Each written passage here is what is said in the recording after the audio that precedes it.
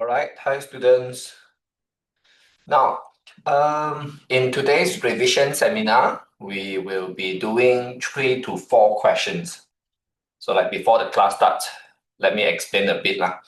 And actually, I think if I'm not wrong, because I'm not sure whether some class I forgot to tell you all or not, that the questions that we will do today will be focusing on Form 4 chapters. Because again, speaking of this seminar, right, is actually for your exam revision, right? The reason why we do this seminar is for your exam revision. So, if you show up, okay, congrats, okay, and yes, what to say?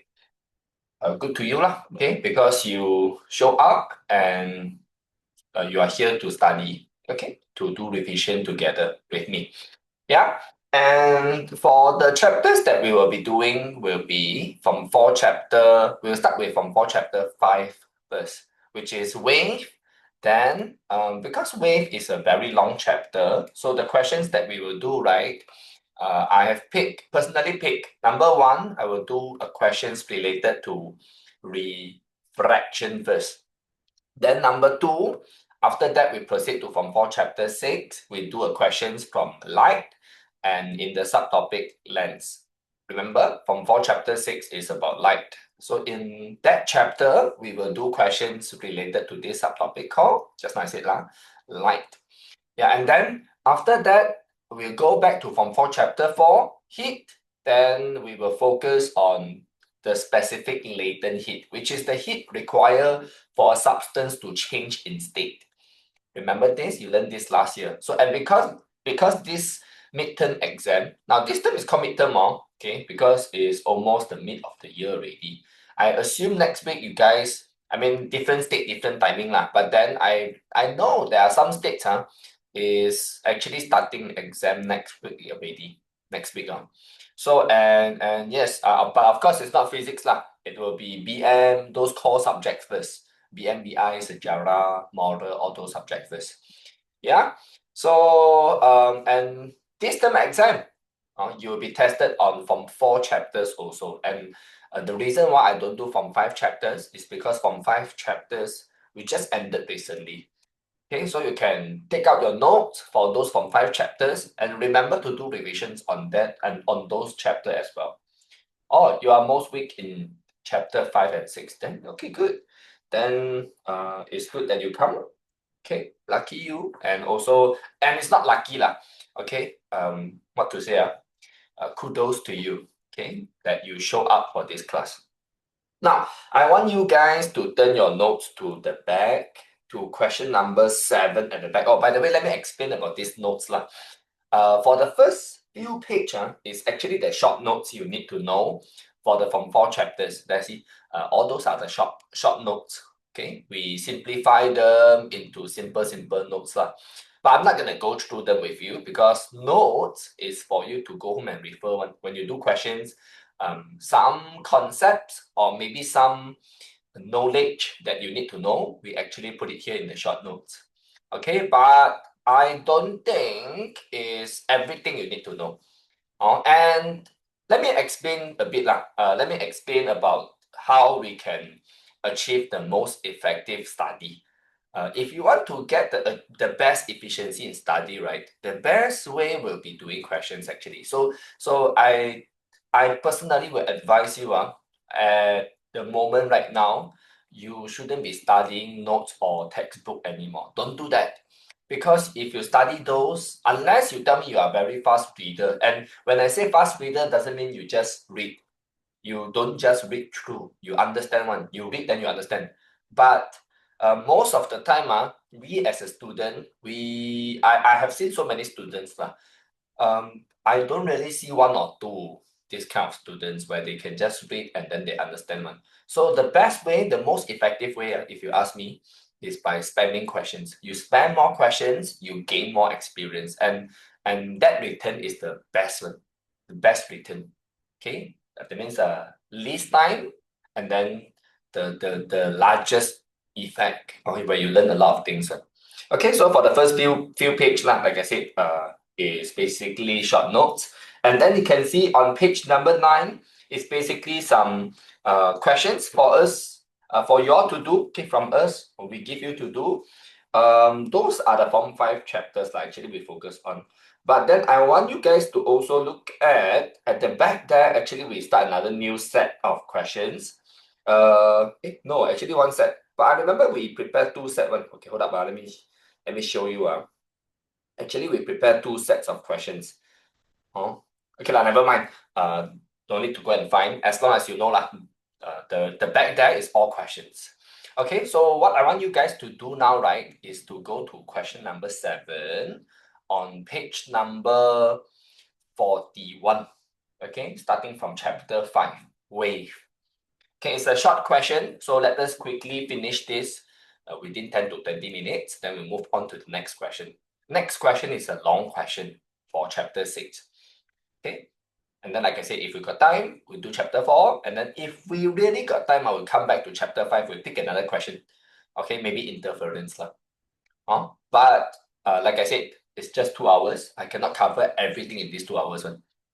Right? So without further ado, let's look at this question number 7 on page number 41. Question here says, diagram 2.1 shows a water wave propagates from a deep region to a shallow region. So, and in the diagram here, right, this thing actually is something you do in the school lab, in the school experiment lab.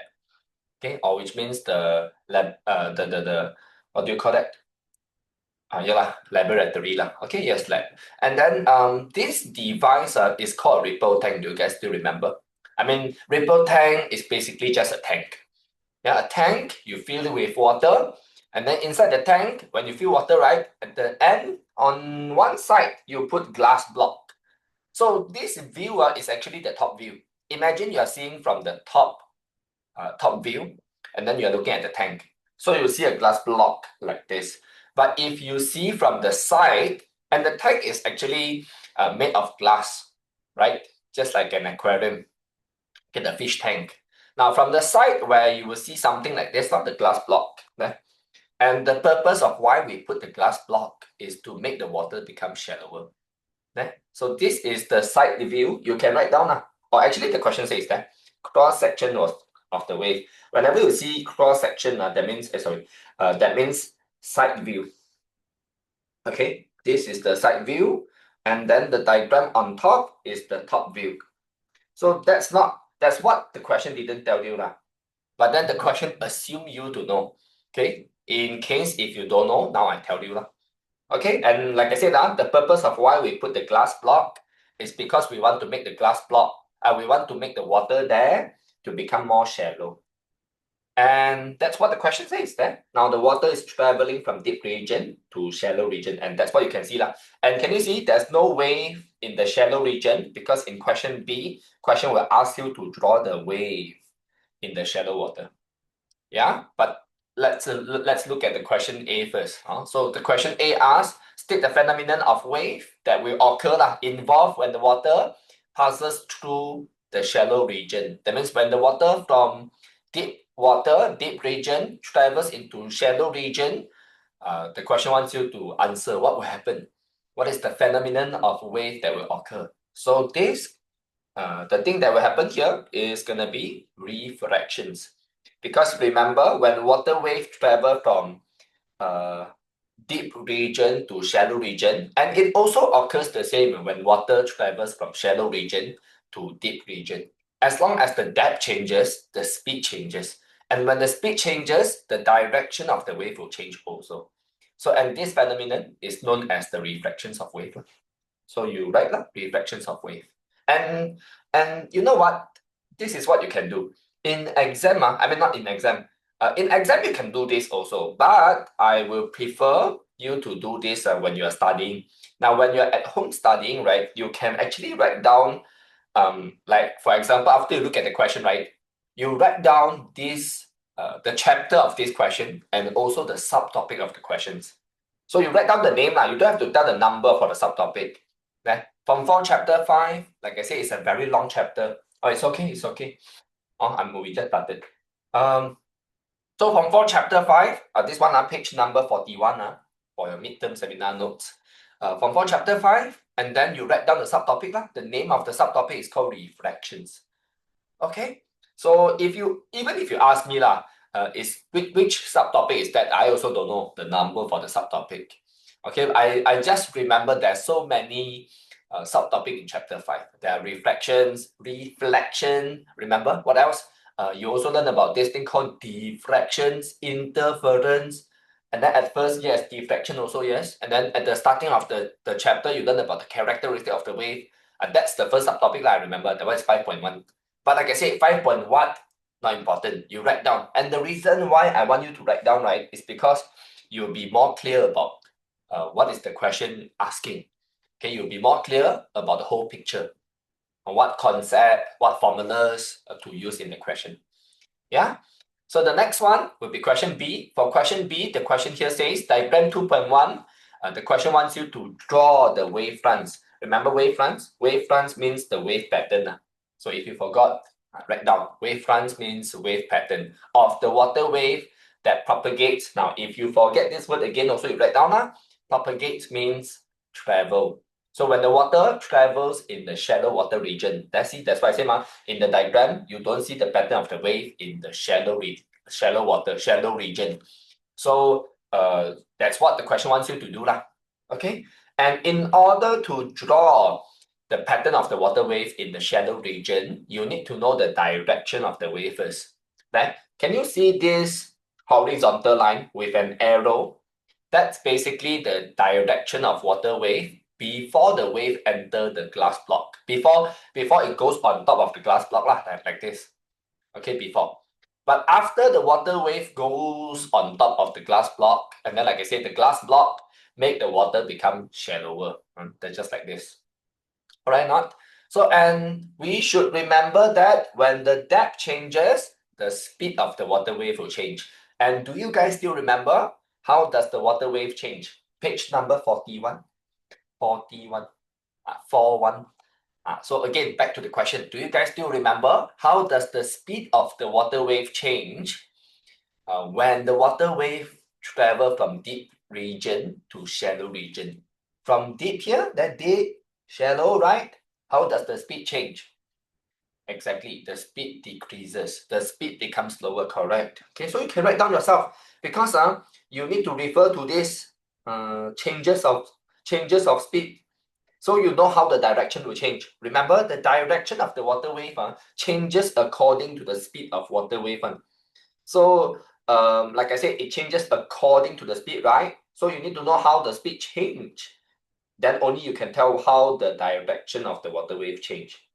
Okay, so now we know in the shallow region, the water wave become slower. Yes, and do you guys still remember if the water wave becomes slower, how the direction of the water wave will change then? Now, in order to know, you need a line called normal line. Remember this thing? Normal line. And is there any normal line in this diagram? There's no normal line in this diagram. So you need to draw the normal line. Okay? Yes, the glass block is the shallow region. Like I said, then this diagram over here is the top view of the tank. You put water into the tank, and then when you put the glass block here on the right side, this is what you see from top. But from the side, this is what you see. Then this is the glass block. So when we put the glass in the water on top becomes shallower. Can you imagine that? Now, and then, like I said, you need a normal line, and there's no normal line in this diagram. So you need to draw the normal line. How to draw normal line? Remember, we discussed this in Form 4 Chapter 5. In order to draw normal line, which the question most of the time they don't give one, you need to find out where's the boundary between the two regions of the wave. Now, so there are two regions here, right? You have the deep region, then this is the deep region, and this is the shallow region. So in between the deep and the shallow region, you need to find out the boundary line. So boundary line is here, which is basically the surface of the glass block where the water wave enter the glass block, okay, enter the shallow region. All right, so this is the line, the boundary line we are talking about. And based on the boundary line, you need to draw a 90-degree perpendicular line refer to this, okay, as a reference, like this boundary line as a reference, you need to draw a 90-degree perpendicular line. So which means the line should be like this. And remember before I told you that your normal line must be drawn using dotted line. Okay, and then when you draw, see, you can draw it anywhere, right?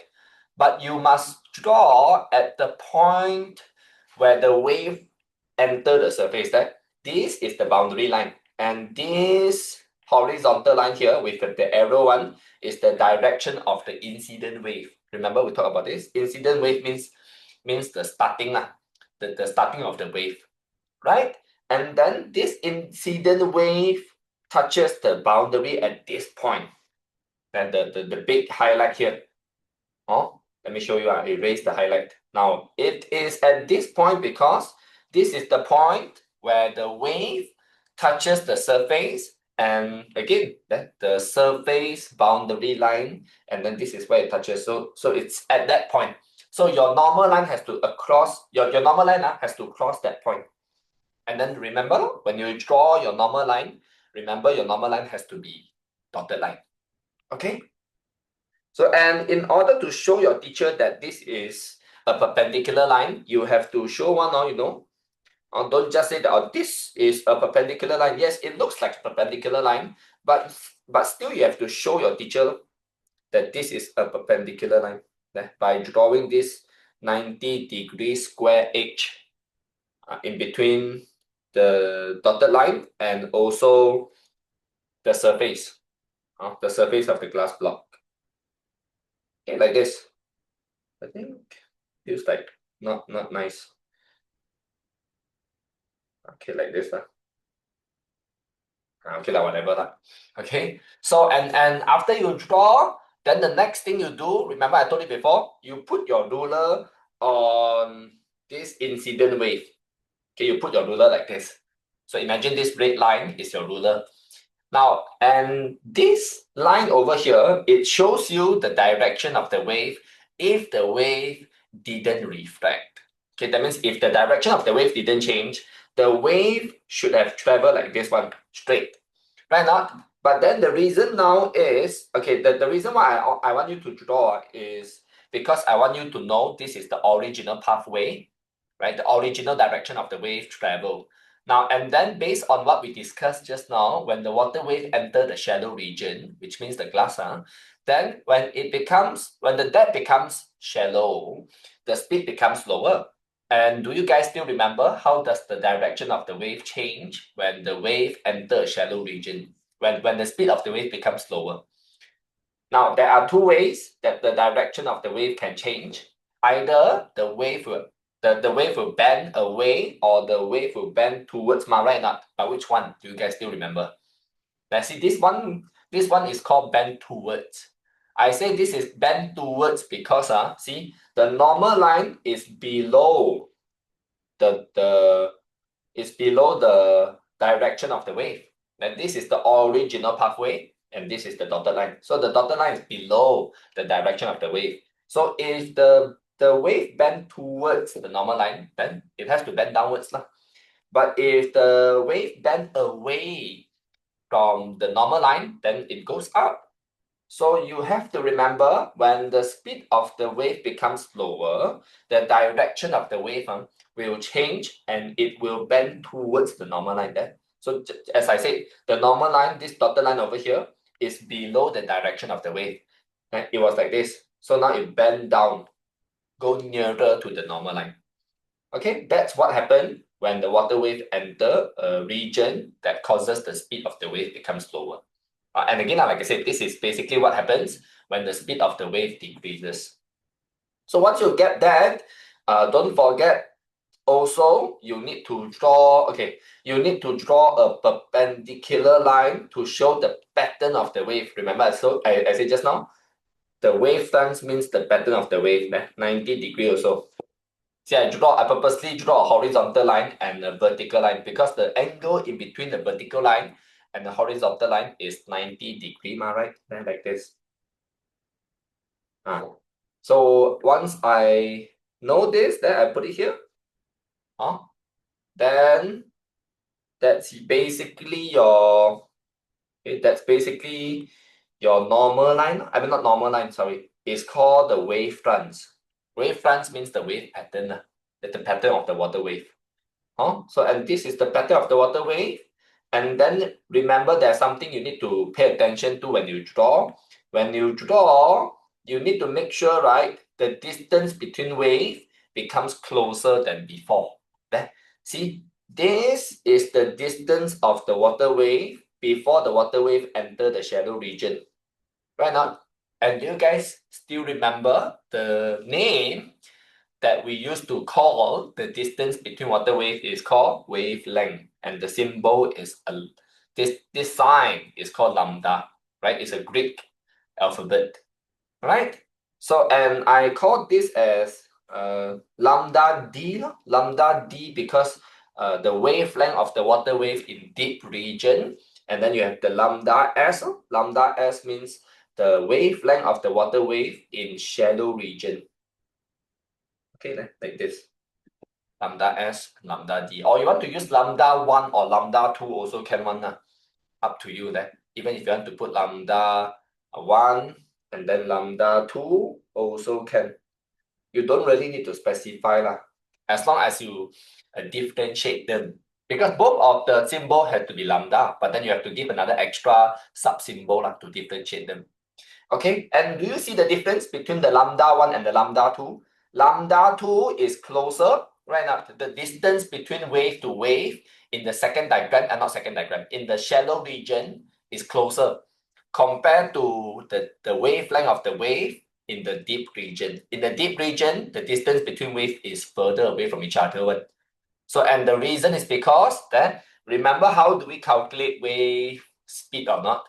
To calculate the speed of the wave, what do you need to use to multiply by what quantity? It's a multiplication formula.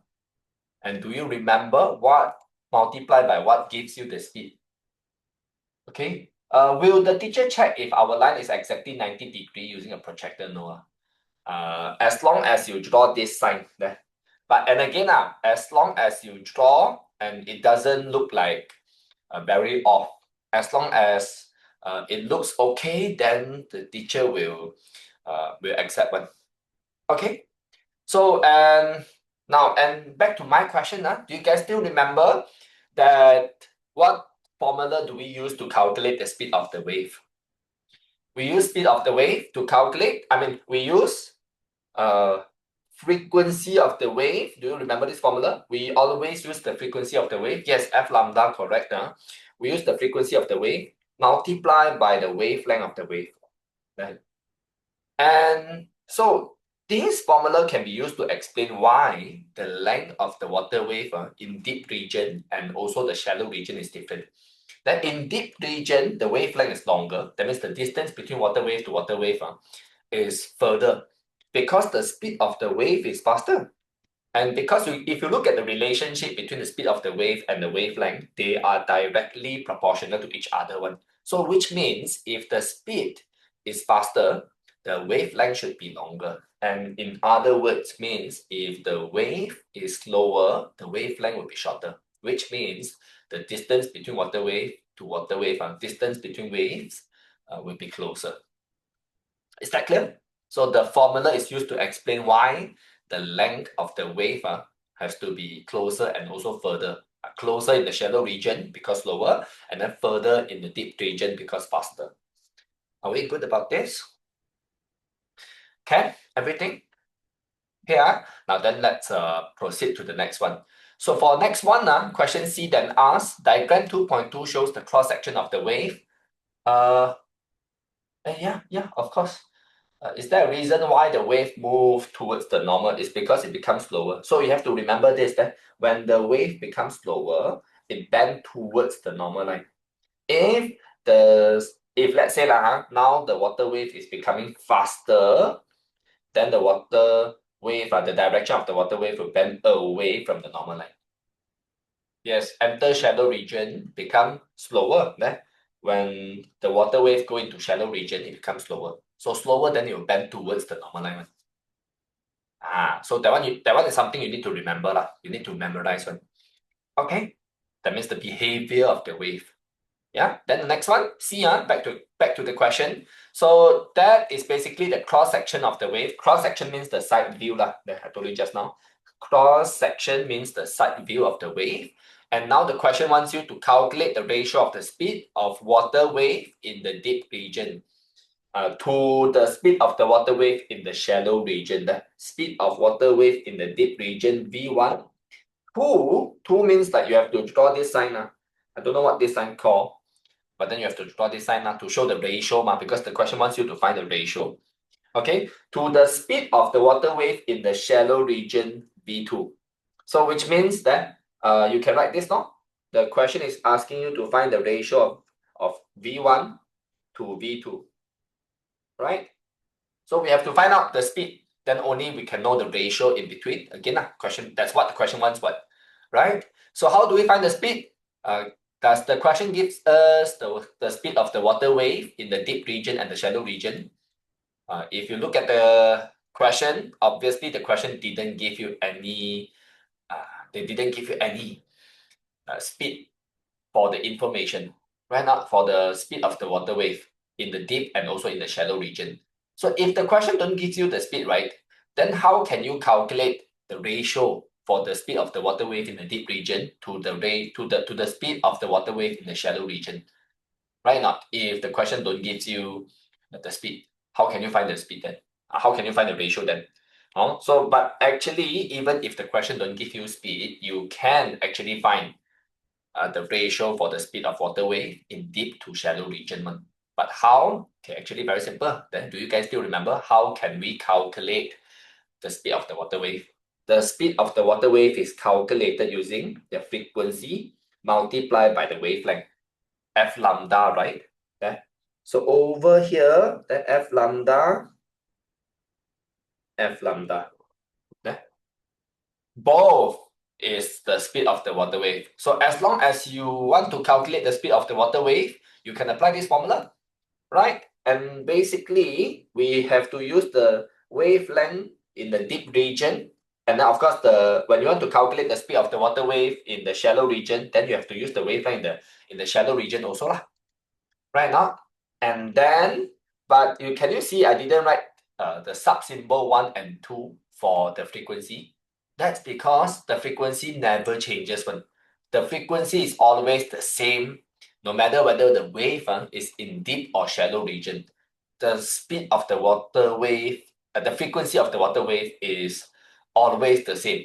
It remain constant one. So that's why we can eliminate the frequency, because like I said, the frequency in the deep region and the frequency in the shallow region is the same. And even though that, see, even if you want to put in values, you don't have any values to put in because you don't know what is the frequency of the water wave in deep and shallow region, right? Not so. That's why I eliminate the frequency. And like I said, that the fact is because the frequency is always constant, no matter the speed, no matter the wave is in deep or shallow region, frequency is always constant one. So you can write down if you forgot. You write down frequency is always constant. So that's why we can, constant means the value is the same in deep or shallow region, the value is the same. So if the value is the same, we can eliminate. It's constant, always constant. Also can. Yeah. So the next thing then, so once you eliminate the frequency, your equation becomes like this lah. Lambda 1 equals to lambda 2. So which means by finding the ratio between the deep region wavelength to the wavelength of the shallow region, that also gives you the ratio for the speed of the water wave in deep region to the ratio of the speed of the water wave in the shallow region. Okay, so over here, the next thing is then you just have to put in the values given by the questions in the diagram. See, in the diagram, you can see the wavelength of the water wave in the deep region is 9 cm, and the wavelength of the water wave in the shallow region is 7.5 cm. So 9 to 7.5 lah. That would be basically the ratio for the speed of the water wave.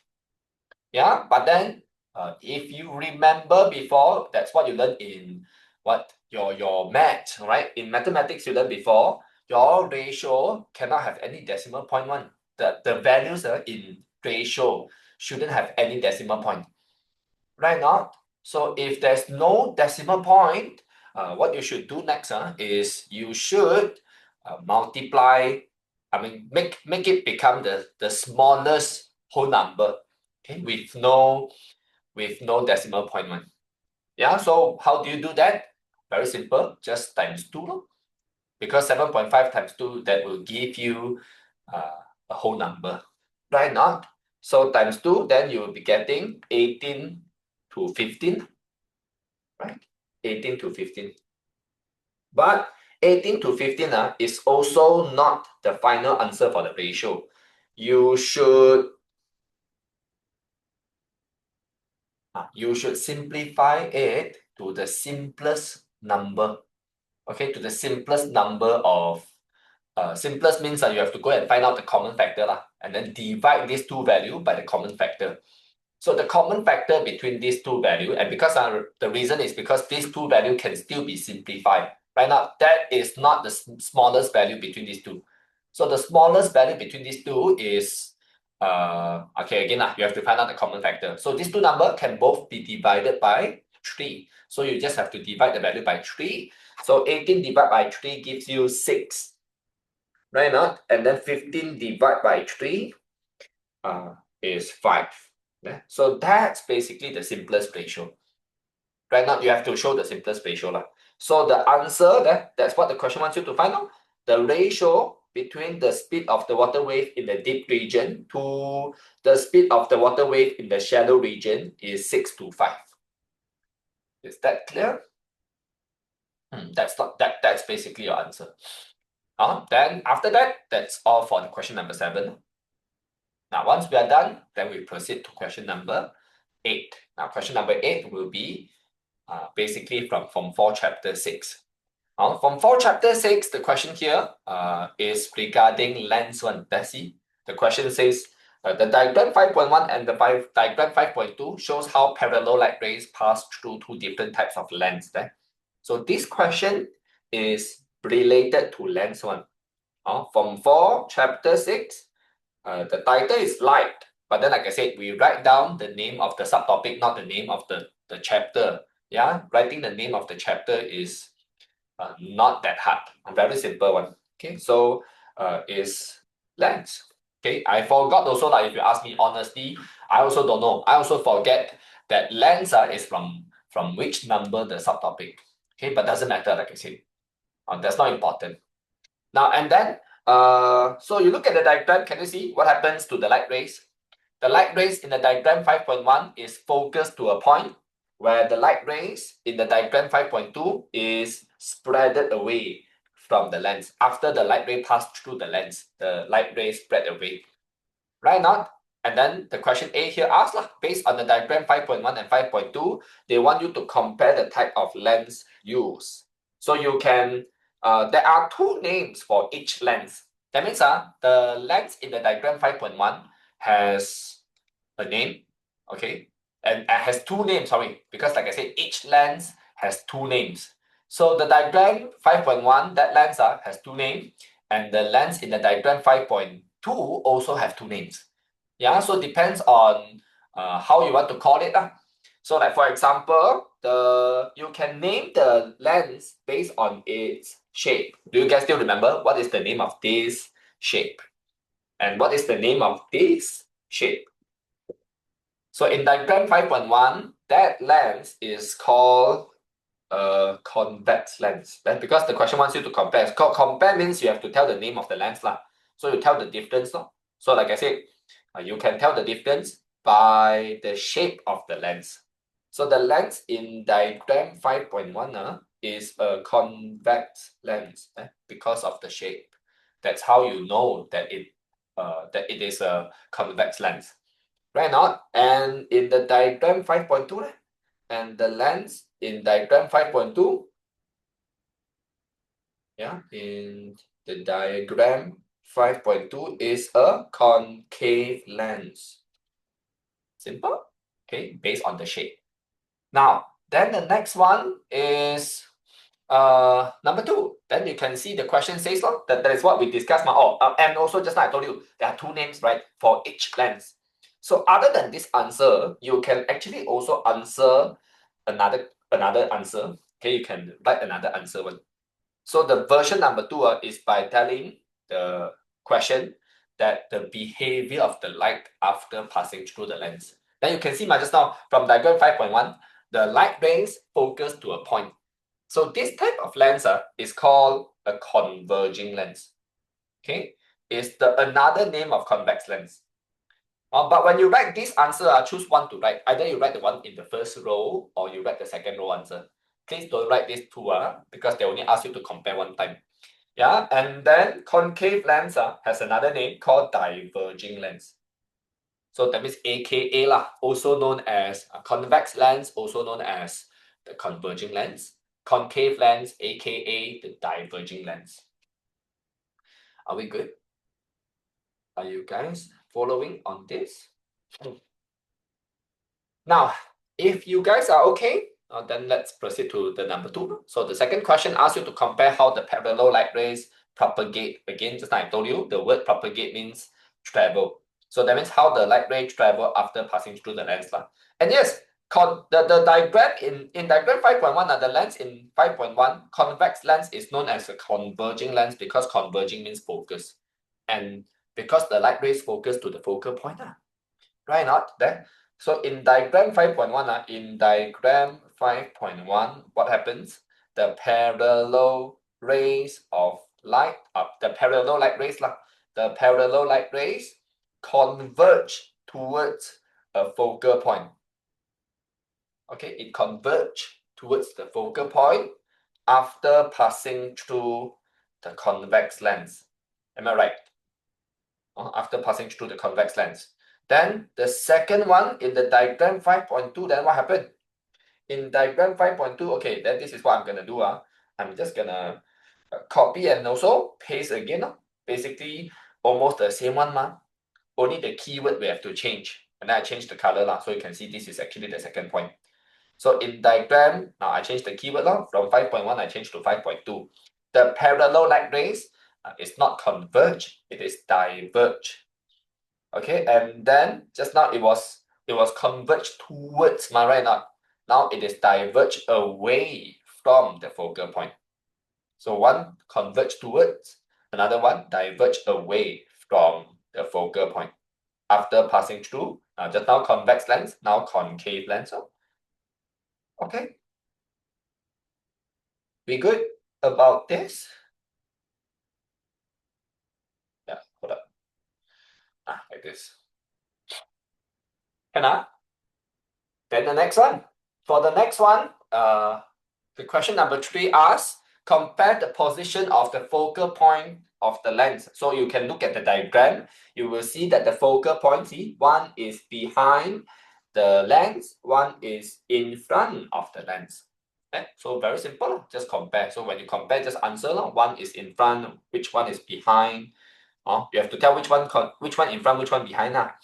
So same thing you can say, in diagram 5.1, as you can see the diagram, in diagram 5.1, sorry, my iPad is like again. Okay, let me restart. In the diagram 5.1, we saw that the focal point is behind the behind the lens. Right not? Okay, give me a second. Okay. Now, and then, hold up. Why is it not responding one? Okay, page number 42, I think. Just now 41. Yeah, 42. Yeah. So compare the position, same thing. Just write in diagram 5.1 where you see the focal point, and in diagram 5.2 where you see the focal point. Okay. So, or you can just say, no need to write the comma, then you can just write down the focal point.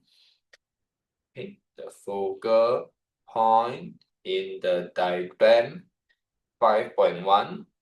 Okay, or you can say just in the convex lens. Okay, the focal point of the convex lens is behind the lens in diagram 5.1, right? Not? So what you do here, you just copy the exact same answer, okay? Copy, and then we paste it. And then change the keyword. That will be basically what happens in diagram 5.2. So now we change to diagram 5.1 to diagram 5.2.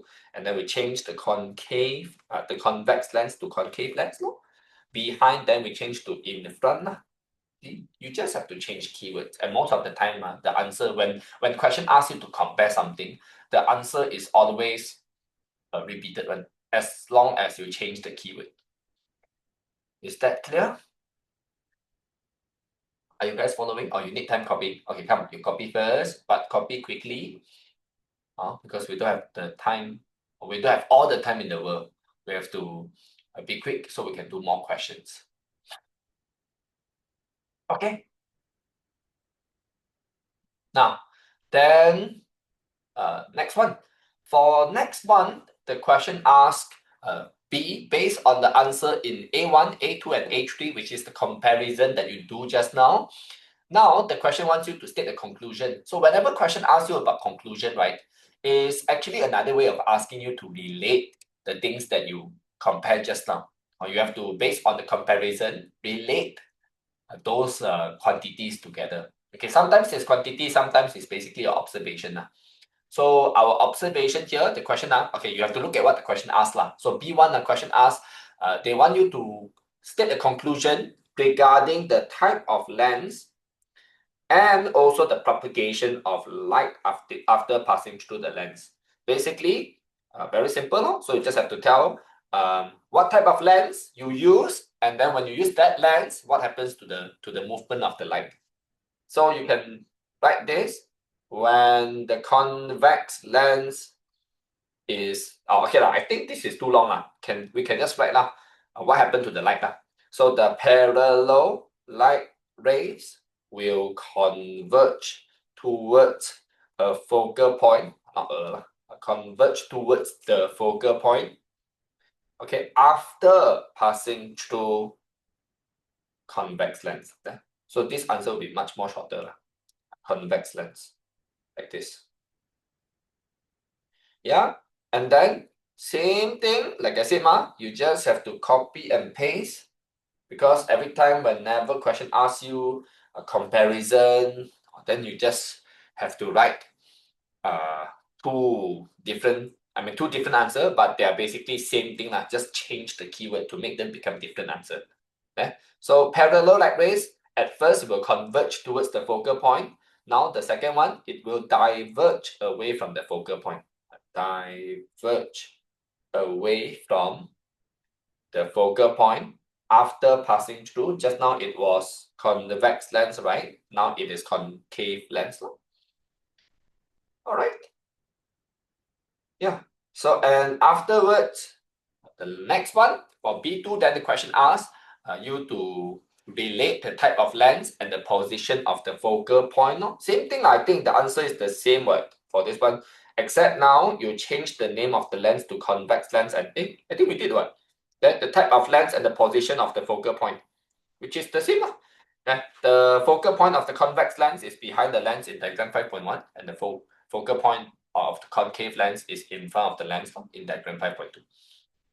Okay, I think except now you don't have to tell the diagram because they are not asking you to refer to the diagram. They are asking you to refer to the answer just now. So one is behind the lens, another one is in front of the lens. Okay. Now, then the next one. For next one, the question wants you to look at this question C. Question C says, diagram 5.3 shows a movie showing at GSB, not GSC. Okay, never mind. GSB cinema. Okay, so a cinema the most important thing is the cinema. And can you see a projector in the diagram? And the projector is projecting image onto the screen. So over here, number one, the question asks, based on the diagram 5.1 and 5.2, which lens is more suitable to be used in a projector? So because in diagram 5.1, we have convex lens and concave lens, right? So what type of lens is the one that we should use in the projector? Now, there are a lot of times student always tends to mistake this because a lot of students says, if we want to produce a bigger image, we need to let the light spread out. But which is not true. When you use concave lens, it only produce smaller image because the image will be formed at the focal point. So it's not here, the image. The image is here at the point where the light is converged. So if the light is converged here, it only produce smaller image one.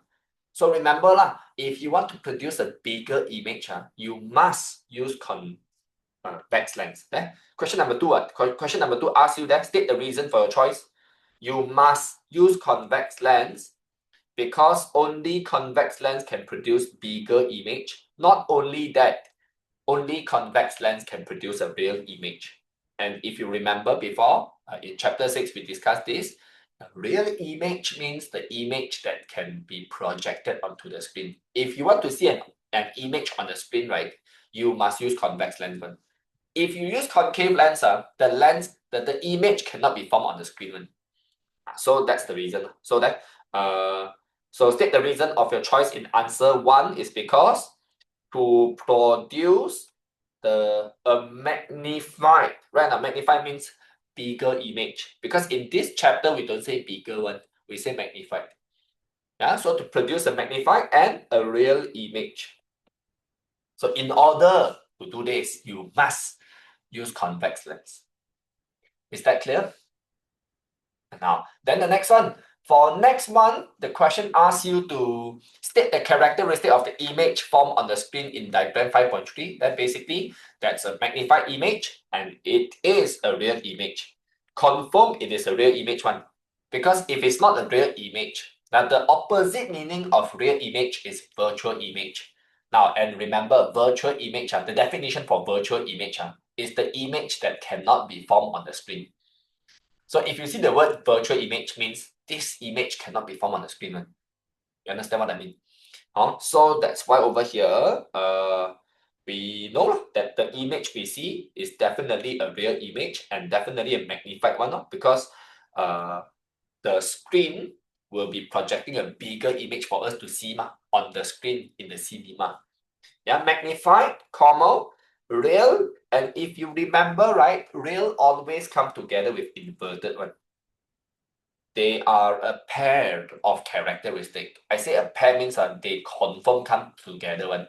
It's like if you get a real image, confirm you get the inverted image. If you get an inverted image, confirm you get the real image. I use the word confirm. Confirm means 100%. Okay, for sure. Is that clear? Now, and then, but then, okay, you might be asking now, then why is the image on the screen in the diagram in this question, then see the word hello cannot. It is not inverted one. See, the word is upright, right? Not this image. So then why do I say it is inverted? Right now, if it is inverted, it should look like this. I write the word hello cannot right now. Okay, just write hello lah. Hello. Then if it is inverted, it should look like this one. Right now. And that's what I say. If you get the real image, then confirm it is an inverted image. But why the image we get here is an upright image? This problem can be solved easily by putting the projector upside down. Yeah, if you attend any physical class in TTC, because we use projector in TTC physical class also to project the image of our iPad. So if you pay attention to the projector we put in TTC physical class, we actually install it upside down. So when we install it upside down, and because the projector will produce an inverted image, so it's like inverted, the inversion of inverted image is basically upright lah. Inverted, invert. You invert the inverted, so you get an upright image. Okay, so this one we discussed before one also. Like I said, it's a problem, but it's not a very big problem. We can solve it easily by turning the projector around. Is that clear? So sometimes the question will ask one, like the inverted image is not invert in the diagram. So why? It's because we install the projector upside down. We place the projector upside down. Okay, that's what actually happens in all the cinema also. In the cinema, that's what happens. Okay. Now, next one. After that, then the question asks, aside from the application illustrated in the diagram 5.3, that means except other than this projector we used in the cinema, this kind of lens you mentioned in the question number 1, which is a convex lens, is also frequently utilized to assist with reading. That means help in reading. So please state the application of the lens. So where else do we use this lens that help us human to read? So some people, they cannot see small, especially old people, they cannot see small readings. So when they want to read, let's say for example, a newspaper. I know nowadays nobody go and read a newspaper anymore. I mean younger people lah. But then for old people, maybe like your grandparents, some of them they are still reading newspaper. But there's a problem because the reading and the words on the newspaper is very small. So they solve this problem by using a magnifying glass. Okay, so yes, that's what the question wants you to answer. Because in magnifying glass, we are actually also using a convex lens. Also, and again, just like I said, only convex lens can produce a magnified image. So if the old people who want to see the small reading being magnified, they have to use the magnifying glass, which consists of a convex lens. So your answer here is magnifying glass. That's the application that uses the same lens in the projector. Is that clear? Now, next one, we have ray diagram. So for this ray diagram, the question is actually asking you to draw the ray diagram of magnifying glass. Because if you read the question, question number 5 here says, by using the ray diagram below, you have to draw by explaining how the image is formed. So how do you explain? Then the question asks you to use diagram, ray diagram, to explain how the image is formed. Basically means you have to draw the ray diagram. So draw the ray diagram, and in your explanation, the question wants you to state the characteristics of the image. Now, so takkan this one is the projector question because for the projector question just now, we already state the characteristic of the image. So no, there's no point we answer again one more time. So the reason why the question asks you again is because now they want you to draw the ray diagram for the magnifying glass one. Okay, so to explain how you can get the characteristic of the image. Is that clear? Now, so if you want to know how to draw, you have to know what kind of characteristic of image you want to get for the magnifying glass first.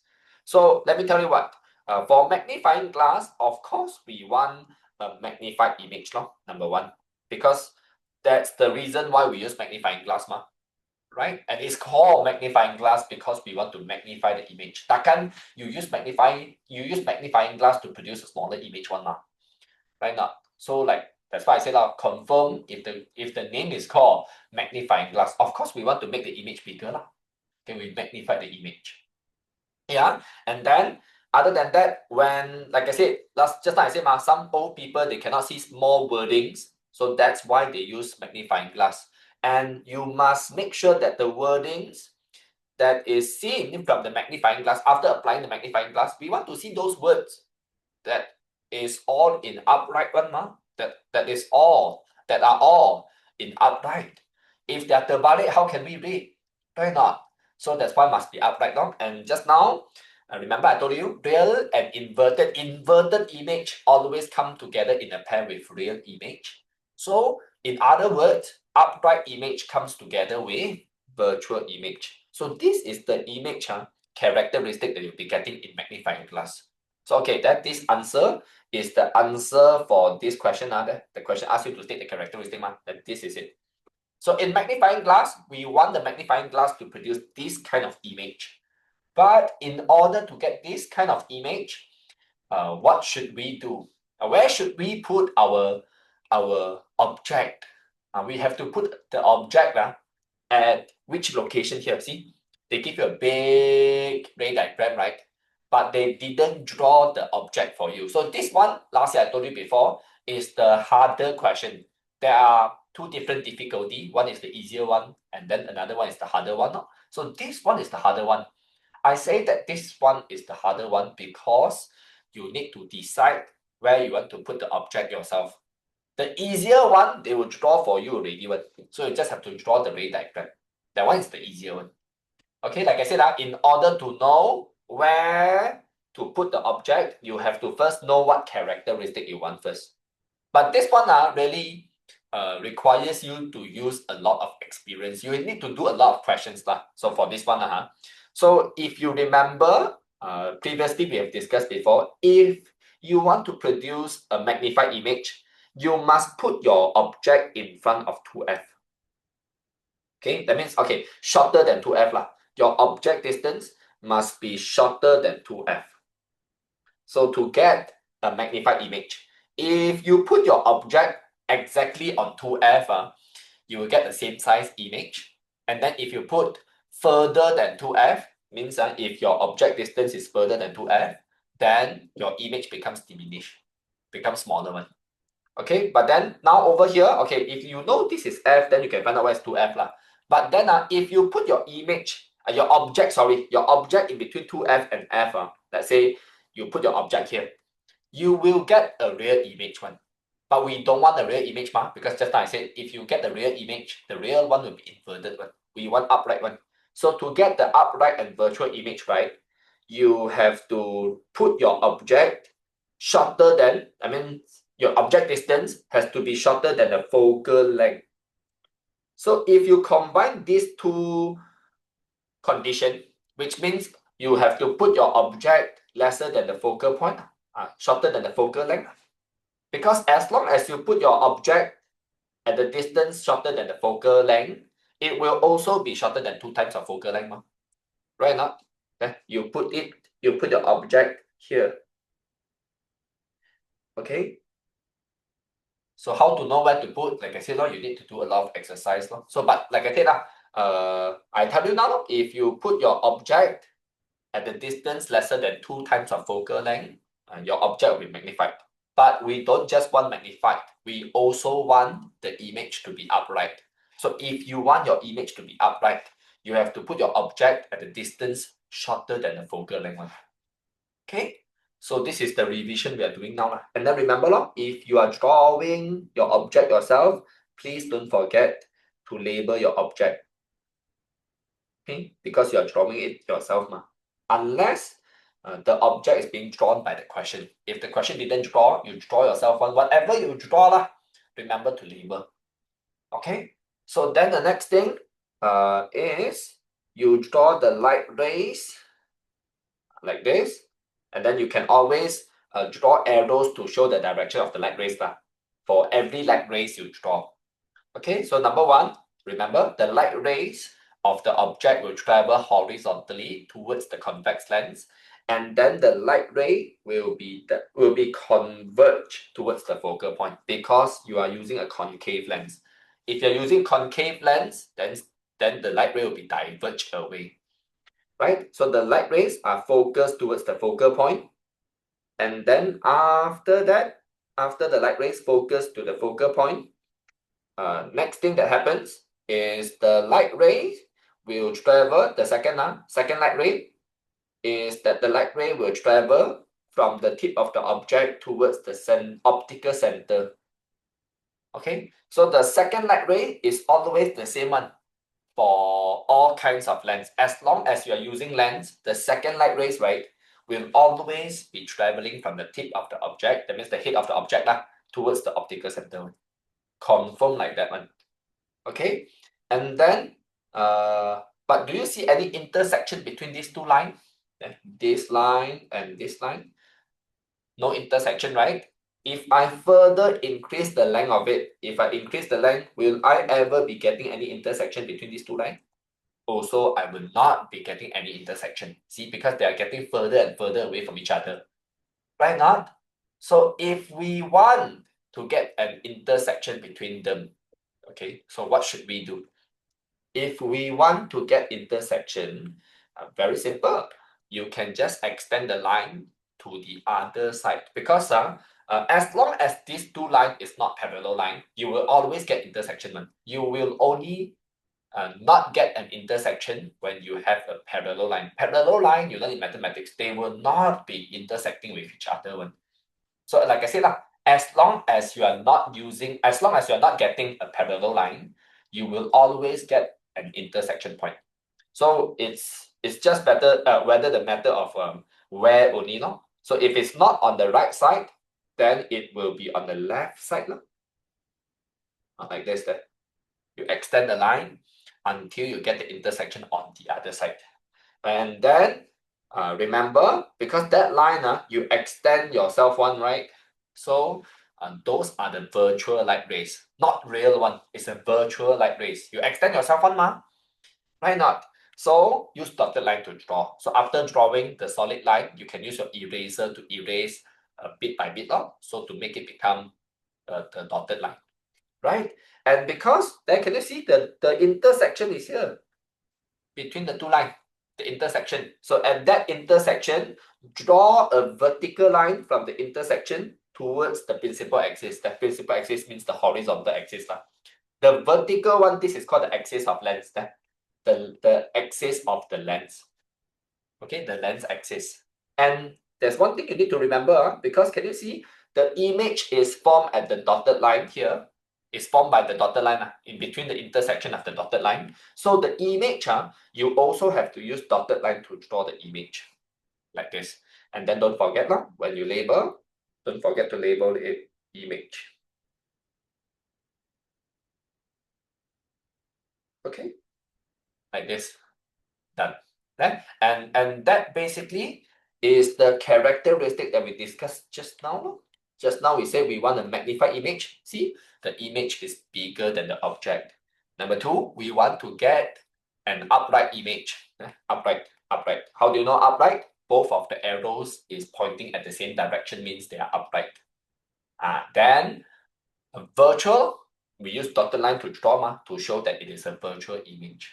So you remember, upright image is always a virtual image. It's like for sure one. Is that clear? Are we good until here? You guys still following? Okay, good. Now then, the next one is the next question is a calculation questions. For question D, question asks you to look at this diagram. 11.4 shows an object in front of a convex lens. So now we put an object in front of a convex lens, and the image is found behind the lens. And can you see what is the orientation of the image? The arrow of the object is pointing up. The arrow of the image is pointing down. So it is upside down, right? Upside down means inverted, no? So, and that's why this image, we don't use dotted line to draw, because inverted image is definitely a real image. Right or not?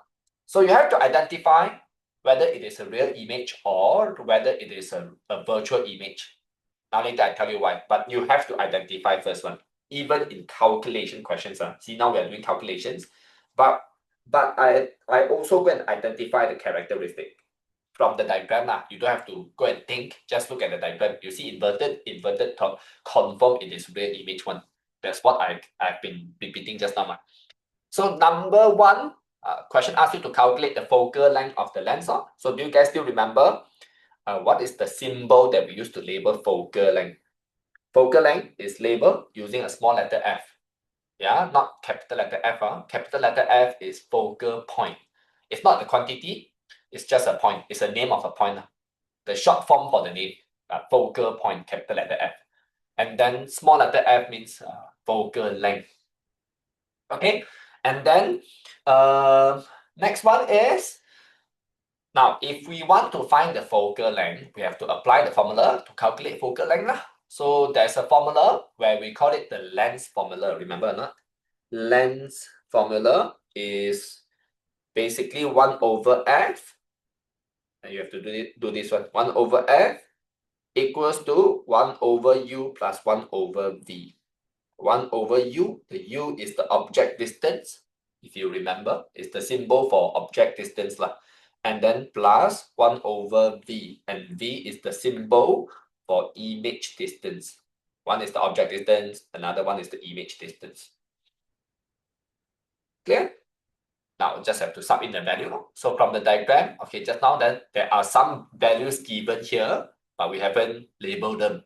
Now that the distance between the lens to the object, which is 12 cm. That 12 cm is the object distance, right? And pay attention, this one, be very careful. The image distance is not 48 cm. Just now I said, right? Distance for object and image must be the distance measured from the center of the lens. So if you measure the distance from the lens to the image, right, it should be 48 cm minus 12 cm, which is 36 cm. So that is the thing that you have to pay attention to, that you have to bear in mind.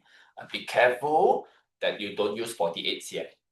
Now, and then this 36 cm, remember just now I said you must identify whether it is a real image or virtual image. Now, the reason is because if you find out that this image is a virtual image, you have to automatically add a negative in front one.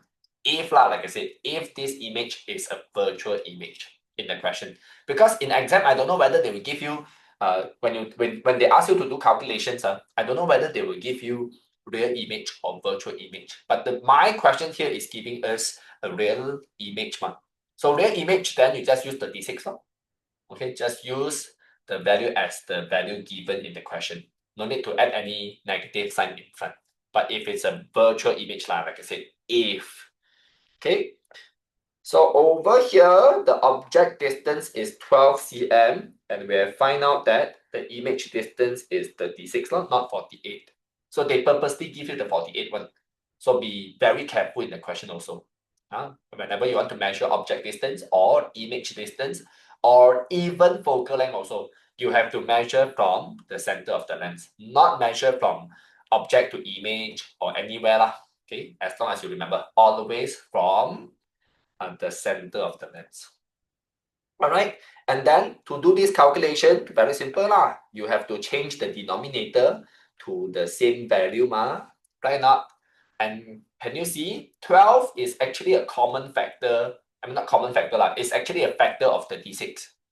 Not common, it's it's also a common factor a factor of 36, because 36 is 3 times of 12, right not? So you can convert the 12 to 36 by multiply the 12 by 3. But when you do that to the denominator, you have to do it to the numerator also, right? The numerator. And then, so after you convert them, only you can add them together, because if the denominator is not the same value, you cannot add them together one. So after that, you should be getting 1 over f equals to 4 over 36, where 4 over 36 should be equals to 1 over 9. Simplify the fraction. 4 over 36 is 1 over 9, right not? And can you see, on top of, on both sides of the equation, on top is both 1, and 1 over f equals to 1 over 9. So both is 1. 1 over f equals to 1 over 9. So which means f is equals to 9. Right now, because the value of the numerator is the same. So if the numerator is the same, that means the denominator will also be the same. So which means the focal point of the lens will be 9 cm away from the lens, which means somewhere here the focal point should be here, 9 cm away from the lens, because this is 12 cm. So I assume somewhere lesser than 12 cm is the focal point. This one also. On the other side, also the same one. And because just now I told you, focal point exists on both sides of the lens one. Clear? Now, then, next one. Question wants you to find the power of lens. Remember, power of lens, the symbol is a capital letter P. And then to calculate power of lens, of course, you have to apply the formula, right? The formula to calculate the power of lens is equals to 1 over f. The f is the focal length. Focal length. And we have found out just now that the focal length is 9 cm. So you might be wondering, then there's no difference, what? There is. It has a difference because you have to convert the 9 cm to meter first when you want to calculate power. Because just now when you're finding the focal length, you want to convert it into meter also can. But because you can see the object distance and the image distance is both measured in cm, so the focal length can also measure in cm. Might as well just we just measure it in the same unit as the object distance and the image distance. Same okay, standardized. But then because when you want to calculate power, the reason why we need to convert the cm into meter is because if you want to get the SI unit for power, then see, your answer for power, if you want it to be SI unit, then your focal length also has to be in SI unit lah. And the SI unit for length is meter. So that's why you have to convert the cm into meter first. Then only you'll be getting the answer in SI unit for power law. And if you remember, the SI unit to calculate power is diopter. And D for diopter. So you use your calculator, right? 1 divided by 0.09, you will get 11.11. And then 11.11 diopter. And do you guys still remember there's a thing that you need to pay attention to, which is for power of lens is very special.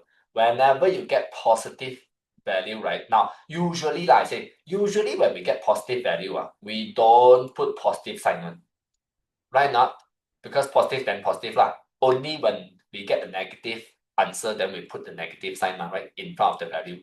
But for power of lens, right, remember, you must always put the positive or negative. Both need to put one. If it's a positive value, you also have to put positive sign. If it's a negative value, then of course, then you have to put negative sign. But except like, for example, I mean, except for, like I say, power of lens, you need to put positive even though if it's a positive sign. Because like I said, usually we don't put positive sign in front of the positive value one. But this one you need. Okay. Now, and then next one is the magnification of the image on, and that's what you need to remember lah. There are three things you need to remember. Number one is the unit for power lah. Number two is the positive sign lah. Number three is when you calculate, you must convert the focal length into meter lah, to standard form. Okay, so that's what I want you guys to remember. Okay. Until this point, are you guys following? Any questions you want to ask before I continue? No? Now, if no, then let us proceed to question number 3. Question number 3, question wants you to calculate the magnification of the image. Magnification means how many times the image has become bigger, right? Compared to the object. Yeah, so that means image, how many times bigger than the object lah. So, and for this one, magnification, the M, I forgot to tell you also that the symbol that we use to measure magnification is a capital letter M. Okay, capital letter M, like this. So in order to calculate magnification, how many times the image is bigger than the object, we got two formula. The simplest formula, I told you last time before, simplest one is by using height of image divide by the height of object. Right now, imagine if the object is, let's say 2 cm tall, 2 cm height, and then the image is 10 cm tall. So how many times the image has become bigger compared to the object? 5 times lah. But how do we know 5 times? We use 10 divided by 2 right now. So when you use 10 divided by 2, you know it is 5 times bigger. But we cannot find the magnification using this formula in this question because we don't have the height of image. We also don't have the height of object. Both of the height we don't have, right now. So what we can do here is by using the image distance divided by the object distance. And now, because this is another way.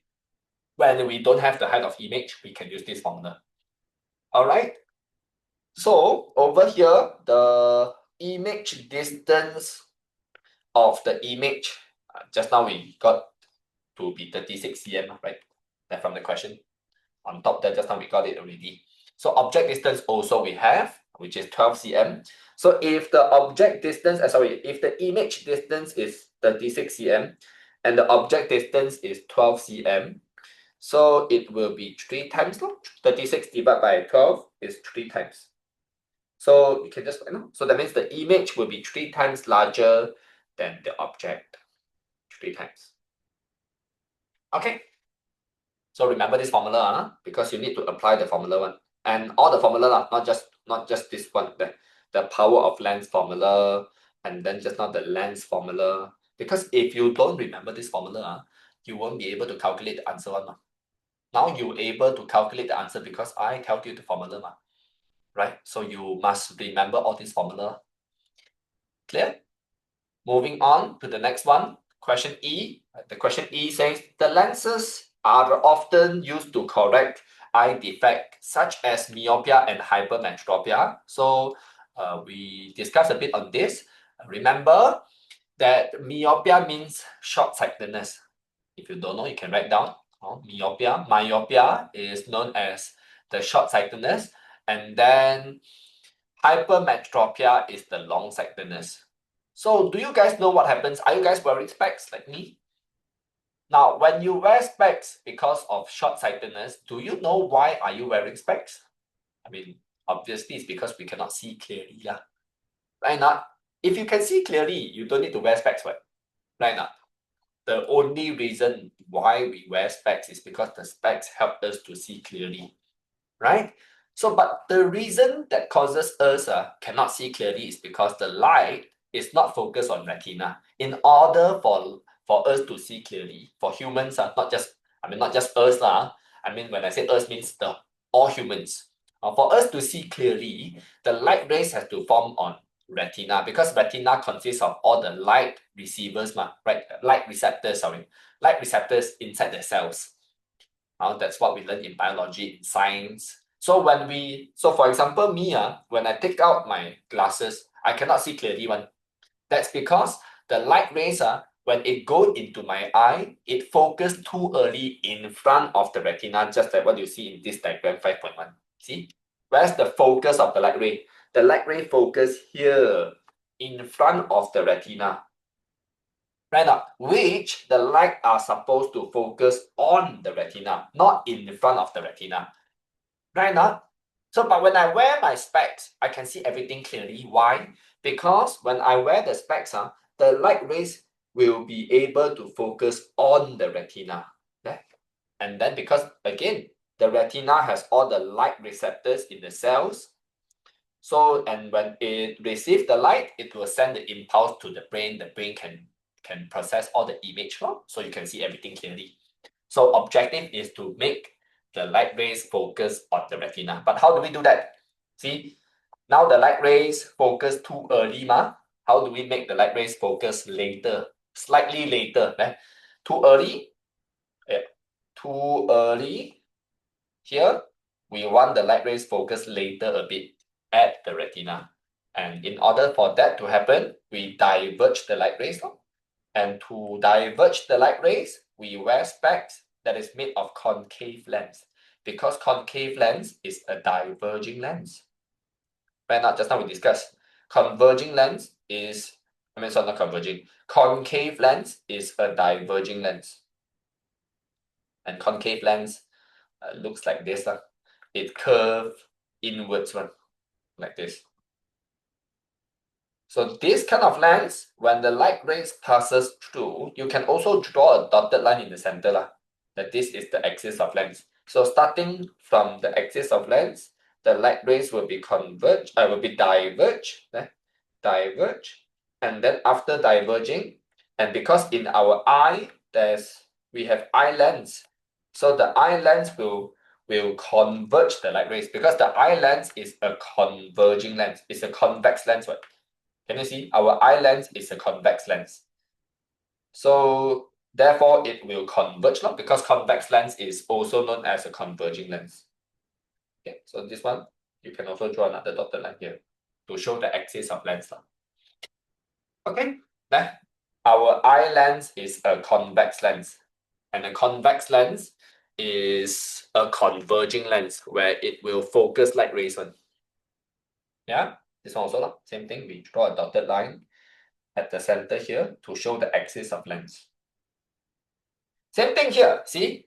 For people that have long-sightedness, and people who have long-sightedness is usually the old people, and it's those people who don't have short-sightedness. Because you cannot have short-sightedness and long-sightedness, actually yes, but okay, generally, normally, a person usually don't have short-sightedness and long-sightedness at the same time. But if any one of you have that, it's a very rare case. Okay, I don't know what's the name of the disease called, but like I said, the name of the scientific name of the disease for short-sightedness is called myopia. And then long-sightedness is called hypermetropia. That's the scientific, the biological meaning, the biological name. Okay, but do you guys know what causes? Yes, good question. What causes myopia then? Because the eye lens is too thick.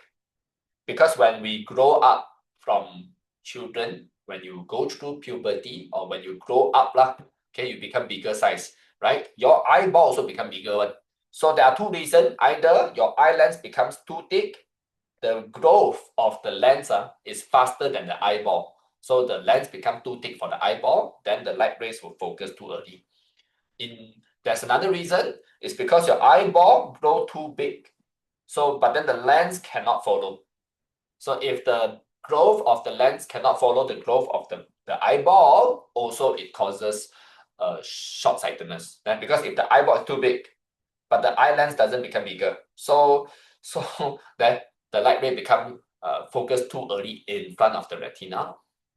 Okay, but this one no need to remember because basically this will be biology already. We are learning physics, but not biology.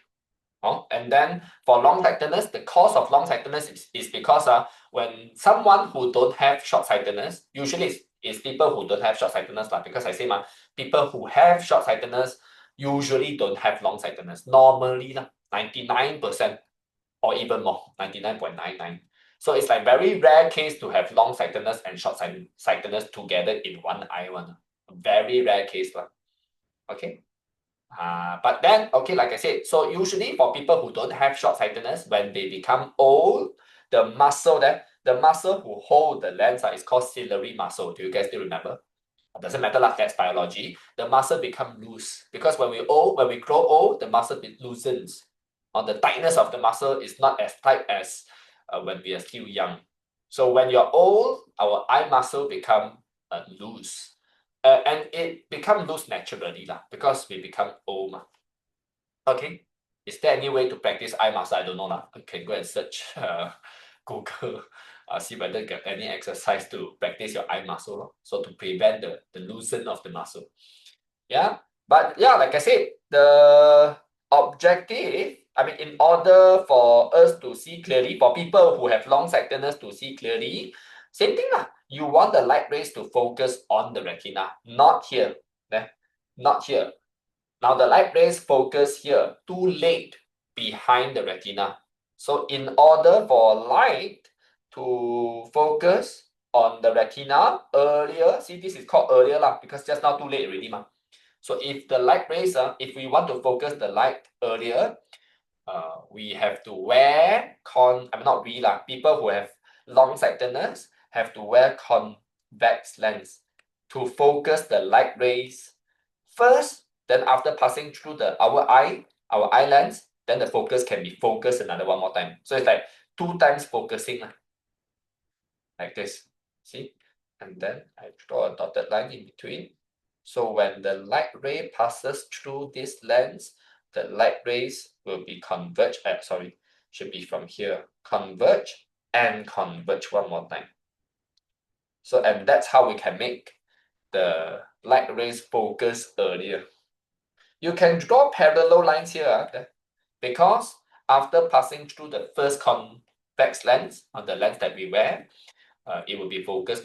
So from diagonal become horizontal, and then from horizontal, after passing through another convex lens, becomes diagonal again.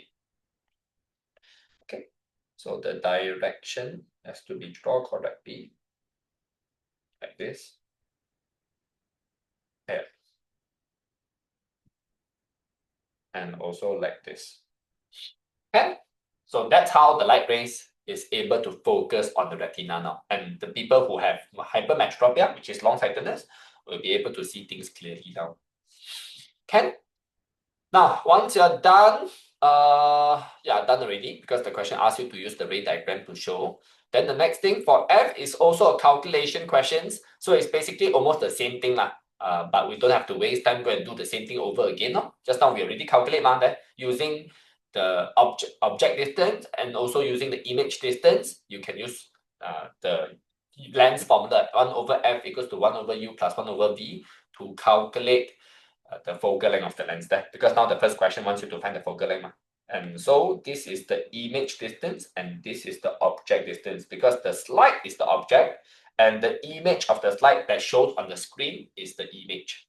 So from the lens to the screen, that's basically the image distance, 70 cm. All right, and so the calculations, I'll leave it to you, because at the end there's another essay question. This question is super long. We purposely do it one. See, it's until part G. In exam, you don't see questions go until part G1. A, B, C, D, E, F, G, 7 questions in one question. So 7 structural questions. I mean 7 questions in one structural questions. You don't see this one. But you see this now because this question is created by us. We actually mix all the questions that we think is good for lens all into one questions. So that's why it's a bit long. Yeah, so we look at this question for this telescope on page number 46. The question here says diagram 5.2 shows an astronomical telescope used to see a distant object. Table 1 shows the specification of 4 simple astronomical telescopes, P, Q, R, and S. You are required to determine the most suitable telescope to see a clearer distant object. Study the specification of the 4 telescopes. So there are 4 telescopes like P, Q, R, and S. And then each of them has different characteristics. So explain the suitability for each characteristic and determine the most suitable telescope so that you are able to see a distant object clearly. Basically needs to be clear, obviously. Then give reasons for your choice. Also, you have to give explanations on why do you choose this characteristic. So over here, the first one, which the characteristic of the lens is type of lens in the telescope. So in the telescope, do you guys still remember? A telescope consists of 2 lenses, one in front of the eye. So imagine if this is the eye, the observer eye. Yeah, and so in front of the eye of the observer, we will have 1 lens, and then further away from the observer eye, we will have another lens. We will have 2 lenses, right now. So, and both of these lenses has to be convex lens. Do you guys still remember? You need to put 2 convex lens. So definitely convex lens, because only convex lens can produce larger image. Remember, concave lens, no matter where you put your object, a concave lens always produce a smaller image, a diminished image, which is not what you want, because you want telescope to show a clear image of a distant object, of a very far distant object, right? So that's why you will always need to use a convex lens. Okay, so going back here, okay, we choose convex lens, and you can see the question actually that never asks you whether it is eyepiece or the objective lens there. 2 names. The lens in front of the eye is called eyepiece. The lens that is further away from the eye is known as the objective lens. So both of these lens has to be convex lens, right? And the reason is because convex lens, yeah, sorry, no need to say convex lens we say to produce, because in order to produce a larger image, you must use convex lens one. You can write a real and also magnified image. Okay. With concave lens, you cannot produce a real and magnified image one. Definitely diminish, definitely virtual image. Okay. So then the second one is the power of eyepiece. Do you guys still remember how to memorize? Last year from fall chapter 6, I teach you a very funny way, remember or not? I asked you to spell the word telescope. And when you spell the word telescope, Telescope, you will realize that there are more E than O. Right or not? Then I told you this funny way, there's no any scientific explanation one, but you just can use this method. You can use this funny way to memorize things. Because this one, the power of eyepiece, you have to memorize one. Power of eyepiece must be higher than the power of objective lens. How to remember? Like I said, use the word telescope. And if it's in microscope, right? Microscope, then the power of objective lens has to be higher than the power of eyepiece in microscope. Why? I mean, there's no why lah. You have to do it this way in order to produce a clear image. If you don't do this, the telescope or the microscope cannot produce a clear image one. And how to remember? Microscope, same thing lah. You spell the word microscope, you will spell more O than E. So when O is more than E, then the number of power and the number of O more than number of E, right? That means the power of objective lens must be higher than the power of eyepiece. Okay, so PE higher than PO. So that means the power of eyepiece must be high. So if the question is asking objective lens, then the power of objective lens has to be low. Okay, that's basically because, again, in order for eyepiece to produce a large magnification, you must have a high power for eyepiece. Okay, so this one, high power of eyepiece lah. But in fact, actually, both of the lens wants to produce a larger image lah. Because like I said, two lens, basically the two lens will magnify the image twice. So magnify the object once, then the object is being further magnified again, and then it becomes the image you see lah. Okay, high power of eyepiece. Then this is my explanation to ensure that the eyepiece has larger linear magnification. That means alone itself it has a larger magnifications. Magnification. All right. Then for the third one, the question asks you to give the relationship between FO and FE, right? For FO and FE, the FO must be longer than FE. Why? Because the eyepiece has a higher power. And remember the formula for power is 1 over F. The formula for power of lens is 1 over focal length. So when the power is higher, the focal length will be shorter because the power and the focal length is inversely proportional to each other. Inversely, right? So that's why that inversely means terbalik. So if the power of eyepiece is greater than the power of objective lens, then the focal length of objective lens must be longer than the focal length of eyepiece. Yeah, so FO must be longer than FE lah. Yeah, then this is what we can write now. FO, okay, the focal length of objective lens. Focal length of objective lens must, see I use the word must, must means like confirm, need to be must be longer than the focal length of eyepiece. Full stop. Yeah, and why? So that is because this is to ensure the whole telescope can produce an overall larger image. Yeah, actually almost the same as the previous answer, the high power of eyepiece answer. That we said the eyepiece needs to have a high power because you want to produce a larger magnification. But for eyepiece itself, but we want FO to be longer than FE, focal length of objective lens longer than focal length of eyepiece, because we want to increase the final the size the size of the final image. Can you see the explanation is actually the same as the explanation is the same as the previous explanation, but instead of using the same words, I'm using different method to explain the same thing. Yeah, and then the last one is the distance between the two lens. So remember, in telescope, the distance between two lens must be equals to the distance, the sum of focal length of two lens, which means like this. Now the distance between two lens is denoted, or we use symbol L or D to label this distance, the distance between two lens, L. And this distance must be equals to the distance of focal length of eyepiece. Then this is eyepiece, right? Eyepiece and then this is objective lens. So the distance between two lens must be equals to the sum of objective lens plus the sum of eyepiece. And can you see the eyepiece and the focal length of the eyepiece, the focal point, not focal length, the focal point of the eyepiece and objective lens is at the same position.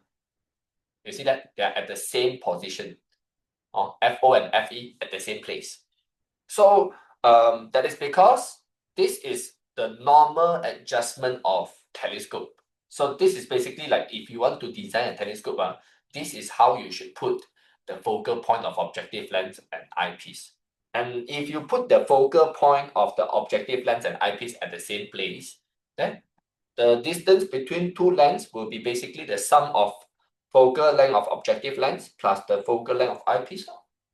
Should be the same one, right or not? Yeah, so that's basically the reason.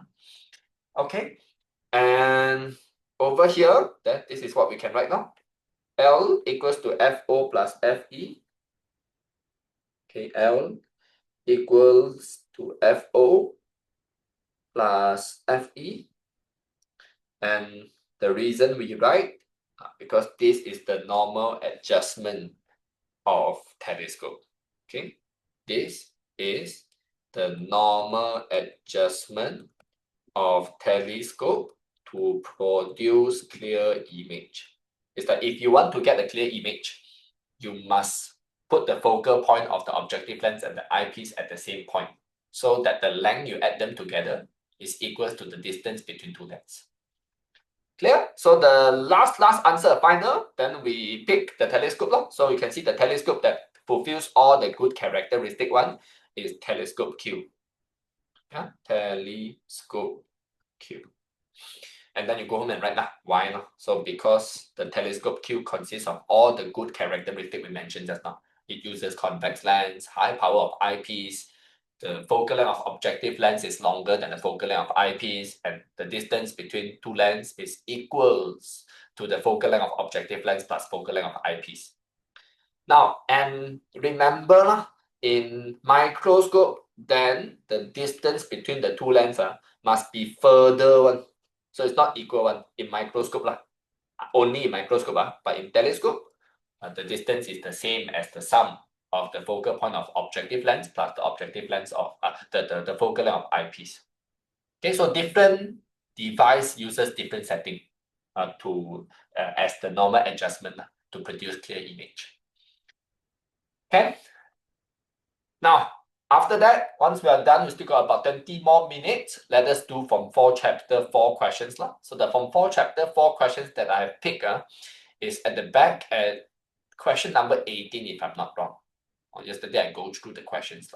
But there are so many questions, like I said, we don't have enough time to do in the class one. Also, remember to go home and do yourself. Then this one, question number 18 on page number 69. Question 18 says, diagram 9.1 shows a cotton ball soaked in isopropyl alcohol liquid, then applied to the shoulder of a patient. The patient feels cold in the skin area covered by the isopropyl alcohol liquid. Also, the cotton ball is soaked in the alcohol. Then, now the question says, a few seconds later, the isopropyl alcohol liquid evaporates very quickly, not just after a few seconds. And then because, and also the question says, where the heat involved, the heat absorbed by the alcohol to evaporate is called the specific latent heat of vaporization. So in the first question A, then question asks, what is the meaning of specific latent heat of vaporization? Which means the heat, the amount of heat required for a substance to turn into gas. Right, not to gaseous state. That means from liquid into gas, how much of heat needed? So the amount of heat is known as the specific latent heat of vaporization. So we write now, we just repeat whatever the question asks. The word, the specific latent heat of vaporization, okay, is the amount, or you can say better, the total amount of heat required to change the state of a substance, okay, the state of a substance from liquid into gas. So that's the meaning of specific latent heat of vaporizations. Okay, so of course, different substance, they need different heat. They need different amount of heat to turn into from liquid into gas, to turn liquid into gas. Yeah. Now, then the next one for B, then the question asks, so when a cotton ball is soaked with cold water, not water, so I changed the word. I think there's a typo error here. From cold water is applied to the same skin area. So it is found that after a few seconds, the water does not evaporate like the alcohol, liquid, isopropyl doesn't matter, alcohol liquid. The cooling effect of cold water is smaller than the isopropyl alcohol liquid. So why? I explain. So why is cold water? Cold water is also cold, right? But why cold water cannot produce the same cooling effect like the alcohol? It's because the cold water does not evaporate. The cold water just remain there. So, but then we learned that when the substance change in state, it will absorb more heat than when the water absorbs heat. Because water does not evaporate. And I mean, yes, water evaporate, but the speed of water evaporate is slower than the alcohol. Alcohol evaporates very quickly. Right not? So over here, this is what we write Okay. Now when we can say the alcohol, first of all, is because the alcohol evaporates easily, right?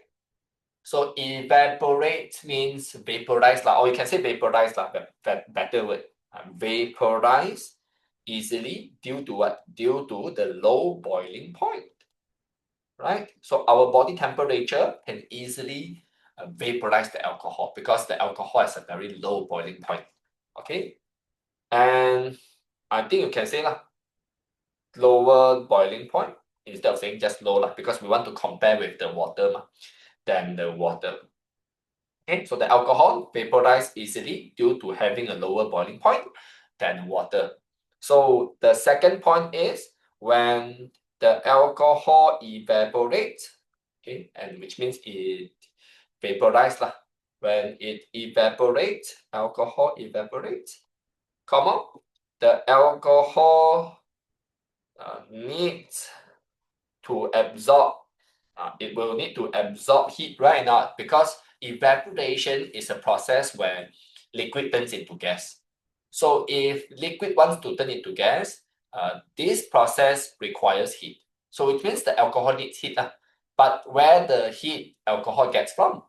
The heat alcohol gets from our body. So the alcohol needs to absorb the latent, just say latent heat. Latent heat of vaporization.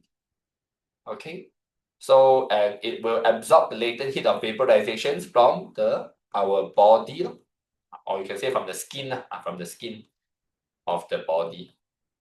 Okay, and create the cooling effect. Okay, and create the cooling effect. But the water does not, right now. But because the water has higher boiling point and does not vaporize easily, so it does not absorb the latent heat of vaporizations. If it does not vaporize, it doesn't absorb the latent heat of vaporizations. Okay, so water has higher boiling point, sorry, forgot the point, and does not vaporize easily. So and therefore, so we say that means so, thus, therefore, hence. Okay, therefore, the water does not absorb the latent heat of vaporization because it does not absorb the heat to change in state.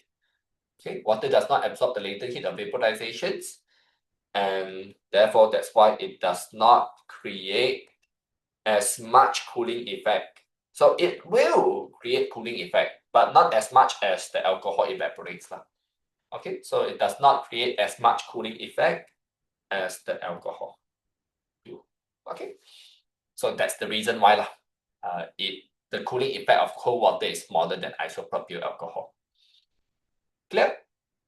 Now, next question is an essay question. This essay question has a bit to do with gas pressure. So this thing, the diagram 9.2 shows a structure of an autoclave. Autoclave is basically a device usually in the medical field or usually in the laboratory lab, school lab or scientific lab, especially biology lab used to kill germs and viruses on laboratory apparatus. So it's like after you, let's say you do any dissection on the frogs, right, on any rats, lab rats, animals because blood it has a lot of nutrients, right? In our blood, oxygen, full of new oxygen, full of nutrients where it will promote the growth of bacteria and viruses. So in order for that not to happen, we need to kill all the bacteria and viruses. But how? By using high pressure and also high temperature in this device called autoclave. It's like a pressure cooker but pressure cooker is used to cook food Autoclave, we use high pressure and high temperature to kill the bacteria and the viruses. Okay, so it's the question says a basket filled with all the lab apparatus is put into the autoclave to sterilize. Yes, the purpose is to sterilize, to clean it, okay, to kill all the germs And so the question says that the airtight lid is closed when the sterilization is carried out so that the high pressure steam can remain inside in the autoclave. Yes, we have to seal it airtight. Okay, we have to seal this autoclave airtight so that the high pressure don't come out and so that the high pressure steam can be used, can all remain in the autoclave. High pressure, high temperature kill the germs and the viruses. Okay, so you kind of get the idea Yeah, and then the number one essay question at the bottom sorry. But let's look at the question number one here first. Question number one is a calculation question. The question says the power of the heating element in the diagram 9.2 is 500 watt. Calculate the heat supplied by the heating element for 15 minutes. So if the question tells you that the power, the electrical power is 500 watt, and the question asks you to calculate the amount of heat produced by the heating element for 15 minutes. So in order to do this, very simple. You have to remember that power can also be calculated by using the most traditional way is by using energy divided by time. Because remember or not, actually I explained this in chapter 3 that time. From 5 chapter 3 when we learn electricity. That time when we learn electricity, we learned that power is actually like energy. It's almost like the same thing. But the difference is power includes time. Energy doesn't include time. Energy is like, yes, specific latent heat. Sorry. My bad, just now I didn't see the question. This PE is telescope. No. Sorry, I didn't see your question just now. Sorry. PE means power of eyepiece in the telescope. My bad, just now I didn't see your question. PE means power. P means power. E means eyepiece. So that means the power of the eyepiece lens. Eyepiece is a lens, right? Because in telescope we got two lens One lens in front of the eye, where we call it eyepiece, and then the E means the eyepiece. O means objective lens. So PE means the power of eyepiece. Sorry, I just now didn't see your question. Okay, okay, my bad. I didn't pay attention to the messages. Okay, but yeah, you guys can ring me one. I think there's a thing you can ring me one. Is it like you can raise up your hand, and then I will see one at the bottom there. Where's the raising hand up thing? Let me see. Is it at the video there? No, where is it? But yeah never mind. I will still see your questions. Okay, I put it here I open the chat so I can see all the time. Okay, yes. Then back to the question. Where's the page again? Page number 70, is it? Yeah, page number 70. Then that time I said power and energy is almost like the same thing, but energy includes, energy is just the total amount of energy. But power is the amount of energy used by a device every second. So in order to calculate power, right, we need to use the amount of energy divided by time, right? But instead of calculating power now, because the question is asking us to calculate the heat and the heat is a form of energy. So the heat is referring to energy lah. All right, or we can also change the key E sign because the E symbol can be changed into Q. E is energy, but heat energy has its own symbol, Q, remember? Q equals to mc theta. The Q means heat energy. So, and by applying this formula, we can find the energy using the power lah. Okay? Just like I said, power means the amount of energy used by the device every second. So you see the word, you see the value, 500 watt means this autoclave, the heating element of the autoclave produce 500 joules of energy every second. Because do you guys also remember in chapter 3 I mentioned about this, that watt is actually the another unit of watt is joule per second. Joule per second means it produces 500 joules of energy every second. So if this heating element in the autoclave produce 500 joules of energy every second, so how much energy will it produce in 15 minutes? Exactly, just multiply by 15, but remember, because I say joule per second, but the 15 is minutes. So you cannot multiply minutes with second one. You have to convert the minute into seconds. So yes, 15 times 60, that means 900 seconds. So there are 900 seconds in 15 minutes. Then multiply by 500. So if every second the autoclave heating element produce 500 joules of energy, yes. So in the end, it will produce 450,000 joules of energy in 15 minutes. 450,000. So once you understand the concept of how the formula works, you will understand the questions easily. But you understand physics easily. Okay, but like I said, provided you have to remember the formula and you have to understand the formula. Okay, so in 15 minutes, the heating element will produce 450,000 joules of energy. Okay, then the next one, the question says, number 2, the heat in C1, so we are going to use this amount of energy in that 15 minutes. We are going to use this 450,000 joules of energy to change, see the word, to change the water at 25 degrees Celsius into steam at 100 degrees Celsius. So given that if the specific heat capacity of the water is 4,200 joule per kg per degree Celsius, specific heat capacity, look carefully, that means the C that is in the mc theta. And then the question tells you the specific latent heat, see carefully also, latent heat means the amount of heat energy needed when the water wants to turn into steam. All right, and so the question wants you to calculate, so how much of water, how much mass of water is involved in the process? How much mass? And how do we calculate this? Actually, very simple. See, just now the question says, the heat energy you calculated in C1, which is 450,000 joules of energy, is being used to change 25 degrees Celsius water into 100 degrees Celsius steam. So that I can write an equation to show you what is going on. So 450,000 joules of energy is used to change water from 25 degrees Celsius to steam at 100 degrees Celsius. So over here, we can use mc theta to find out the amount of heat to change water from 25 degrees Celsius to 100 degrees Celsius first. So the amount of heat, okay, to change water from 25 degrees Celsius to 100 degrees Celsius water can be calculated using mc theta. And we need the m to calculate the m. We need the m in the formula to calculate the mass of water. So we know the specific capacity, see? C is 4,200 joule per kg per degree Celsius.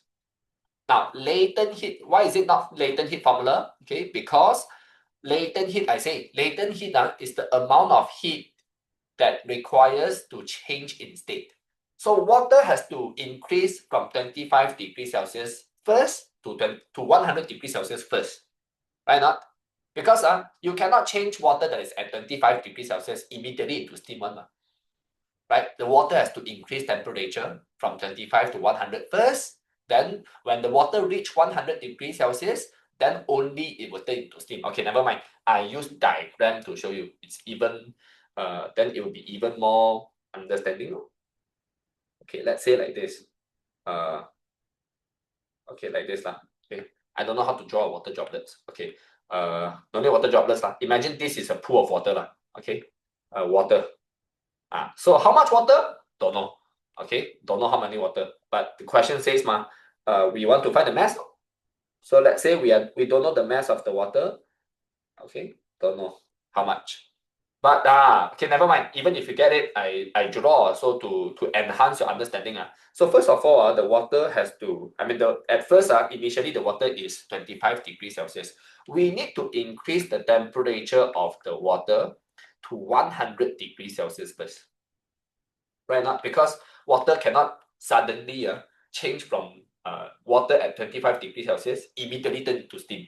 So because we know that water only turns into steam at 100 degrees Celsius. So we have to go and find out the heat. The heat can be calculated using MC theta. Q equals to MC theta. So MC theta is the amount of heat required to change the temperature of a substance. Then, so when the water reach 100 degrees Celsius, when the water reach this state, then the next thing that happens is the water then will turn into steam, right? But when water turns into steam at 100 degrees Celsius, the water also requires heat. So the heat required is known as the latent heat. Like this. So you have to use MC theta plus ML. And the total amount of heat is 450,000. Because the question says what? This amount of heat is being used to change the water at 25 degrees Celsius into steam at 100 degrees Celsius. Okay. So this one, the first heat energy MC theta. So yeah, because it's not done yet one. Okay, the equation is not done yet. It's not complete just now. Then 100 degrees Celsius of water turns into 100 degrees Celsius of steam. You understand what I mean now? And these two amount of energy, these two processes add together, the total amount of energy is 450,000. The question say one, not I say one there. The heat is used to change water at 25 degrees Celsius into steam at 100 degrees Celsius. Okay, and with this equation, then we will be able to calculate the mass. Now, how to calculate the mass? First of all, you need to factorize the mass. The mass will be the same. Okay, because when the water turns into steam, as long as you enclose the steam, you don't let the steam escape, the steam will be there one. Okay, and then just substitute the value. The C is the specific heat capacity, which is 4,200, given by the question. The change in temperature is 75 degrees Celsius. Theta is change in degrees Celsius. So for water to change from 25 to 100 degrees Celsius, the amount, not the amount, the amount of change in temperature is 75. Yeah, use 100 minus 25, then you get 75. And the specific latent heat is 2.26 times 10 to the power of 6, given by the question. Okay, then you will be able to calculate the mass. But don't forget, the mass is being factorized out, so you need another bracket. So you calculate the value in the blue bracket and use 450,000 divide by the value. So 4,200 times 75 plus 2.26 times 10 to the power of 6. Okay, is 2.575 million.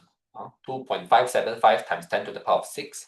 So 450,000 divide by that value, you get the mass of the water to be 0.175. If you round up the answer into 3 decimal place, 0.175 kg. Is that clear? So that means about 175 grams of water has been used in the process. Okay. Now next one, the last one. So after this, then we end the class. So finally, then we've done all these questions. The next question says there are 4 types of autoclave, J, K, L, and M, with different specifications. So in the autoclave, there you can see there are 4 different characteristics. Number 1 is the number of locks. So of course, when we choose number of locks for autoclave, of course we want to increase the number of locks. Okay, number 1, we increase number of locks. Okay. Now, and then that's because you want to ensure that the lid don't open right now, to ensure the lid is sealed tight with all the locks. Right now, the more the locks, you can seal the lid more tightly. Okay, it's sealed tight during the process. Okay, when the autoclave is having high temperature and high pressure steam inside the autoclave. Yeah, and then safety valve, of course you need safety valve. Now safety valve is to equalize the pressure in the autoclave, because if you don't have this safety valve, the pressure inside is too high in the process. Okay, let me restart. The iPad is lagged. When see, I moved and cannot move on. Give me a second. Okay, now let me explain first. So without this safety valve, you cannot equalize the pressure, because during the process, like I said, the pressure inside will be high, then the pressure outside is normal pressure. So if you open immediately, inside everything will fly out because of the pressure pushes everything out. Because pressure outside is normal pressure, inside very high pressure. Yeah, so that's why what you need to do here is to equalize the pressure before you open the autoclave device. Yeah. So, sorry, this one, to ensure the lid is tightly sealed, to ensure the lid is sealed tight during the process. Why not? The process of the sterilizations, okay, using high temperature and high pressure. So the second one, the safety valve must have, has safety valve. Your autoclave device must have safety valve, because this one, it is because you want to equalize the pressure, the gas pressure, okay, inside the autoclave before opening. Why not? If not, it will explode one, because the pressure inside too high and then outside too low. So when you open, suddenly the gas pressure difference inside too big, outside too small. So everything will fly out. So imagine those needles what gunting right, not those scissors there. Scissors, needles all fly out, then it will become grenade. Okay, it becomes a grenade.